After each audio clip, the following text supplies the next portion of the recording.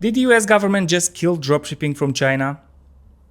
A new law recently introduced is shaking up the dropshipping world. Honestly, it's not looking good for anyone who does AliExpress dropshipping, and this method might be dead forever. On September 13, 2024, the White House announced that it will take several steps to prevent companies and individuals that are importing goods from China from exploiting the minimis exemption. So what is the minimis exemption?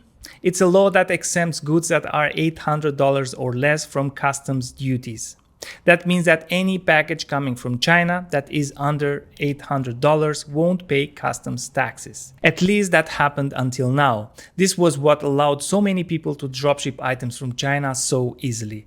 But when this law gets applied, everyone importing goods from China will be affected. So if you're a dropshipper or just curious to see if this is still a viable business model for 2025, this video is for you. I will cover what's happening, why it's happening, and most importantly, what should you do next. Dropshipping used to thrive on low costs and easy shipping, but that's changing. For those who don't know dropshipping, lets sellers list products from AliExpress without keeping any inventory.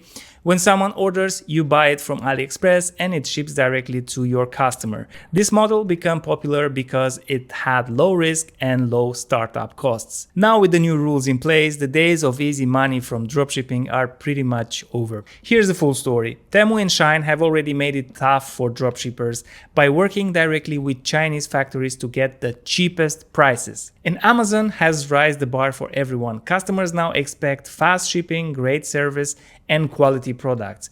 They are not willing to wait weeks for something cheap and low quality anymore. Now the US government is closing a major loophole that allowed AliExpress and Temu ship duty-free to the US. Although this law targets companies like Shein and Temu, it will have a major impact on dropshipping from China. I'm surprised that more people aren't talking about this yet, because it's a huge deal for dropshippers. So they will now impose increased tariffs, taxes, and stricter compliance checks on imported goods. Products that used to enter the US tax-free now face higher import fees and tighter safety standards. The US government wants to change the de minimis rule, which used to let packages valued under $800 enter the country without taxes, which Temu and Shein were exploiting heavily. Now all imports from China are taxed no matter how much they cost. And this isn't just happening in the US, the European Union is also looking to remove the 150 euros tax-free threshold. So what does that mean? With the new regulations, you'll probably see higher costs cutting into your profits. Imagine this scenario. Let's say you've got a small store that's doing okay, selling some popular gadgets from AliExpress. You're starting to see some good sales coming in, and suddenly you find out that every product you import is now taxed and needs extra safety checks. Your costs double overnight. If you raise your prices, your customers won't be happy and you will be competing with e-commerce giants like Amazon on pricing.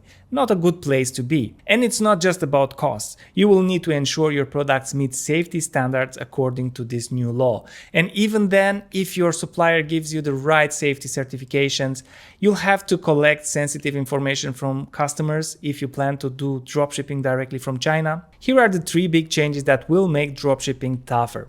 All dropshipping orders from China will be taxed, which will raise costs for sellers and cut into profits. Dropshippers will have to collect and submit customer information, including social security numbers for small purchases.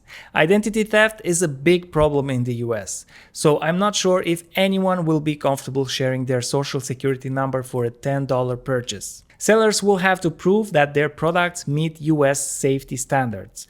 This means filling certifications for every shipment, which can be tough for small businesses. Unsafe and unregulated products are shipped every day from China.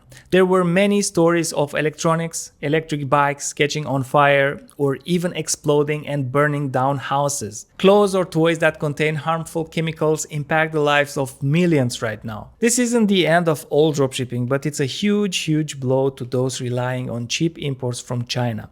Domestic dropshipping within the US remains unaffected, and if you source from the US or local warehouses, you should be fine. The reality is, dropshipping, especially from platforms like AliExpress, is dying. If you're serious about e-commerce, it's time to adapt. Consider looking for better quality products from local suppliers that will comply with all safety regulations, and you won't have to deal with any imports. On the other hand, if you want to white label products from China, find a supplier that complies with all the regulations and import in bulk.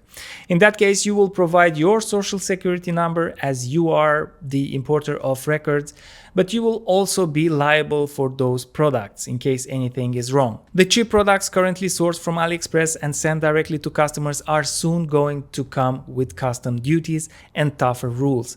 This means longer processing times and increased costs. While it might take some time for the US government to fully implement these changes, maybe a year or so, it will be more complicated for average dropshippers, especially beginners, to navigate this landscape.